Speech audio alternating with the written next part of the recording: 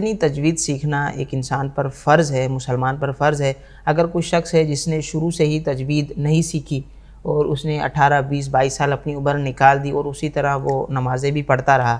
تو اب اس صورت میں کیا حکم ہو؟ تجوید ایک تو اس کے قاعدے ہوتے ہیں، اصول ہوتے ہیں، ایک ایک چیز کو یوں سیکھنا کہ مثلاً حرف شین کہاں سے نکلے گا، حرف سین کہاں سے نکلے گا، حرف ضاد کہاں سے ادا ہوگا، تو حرف وا کہاں سے ادا ہوگا۔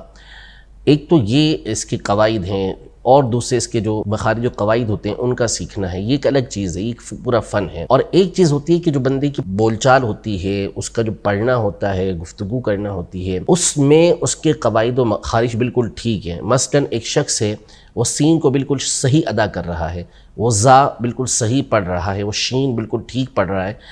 اور قرآن مجید فرقان حمید میں بھی اس کو ٹھیک پڑھتا ہے، لیکن اسے یہ معلوم نہیں کہ یہ شین کا مخرج کیا ہے، شین کے اندر کیا کیا صفات پائی جاتی ہیں، تو اس کا پڑھنا یہ اس کو کفایت کر جائے گا، جس کا مطلب یہ ہوتا ہے کہ اتنی بات کو، اتنی تجوید کو جاننا کہ جس کے ذریعے سے ایک حرف کو دوسرے حرف سے ممتاز کیا جا سکے، یعنی دونوں کے درمیان فرق ہو جائے، اتنا بندے کو سیکھنا یہ ضروری ہے۔ اب اس کے قاعدے سیکھنا اس پر لازم نہیں ہے، بس اس کا جو پریکٹس ہے، پڑھنا ہے، وہ اس کی ٹھیک ہو، اور ظاہر ہے کہ یہ عام طور پر کسی قاری صاحب کو سنانے کے ذریعے ہی پتہ چلتا ہے، تو اس نے اگر اس انداز میں قرآن پاک پڑھا ہوا ہے کہ اس کے مخارج صحیح طور پر ادا ہوتے ہیں، تو یہ اس کے لیے کفایت کر جائے گا، اس کے لیے کافی ہوگا۔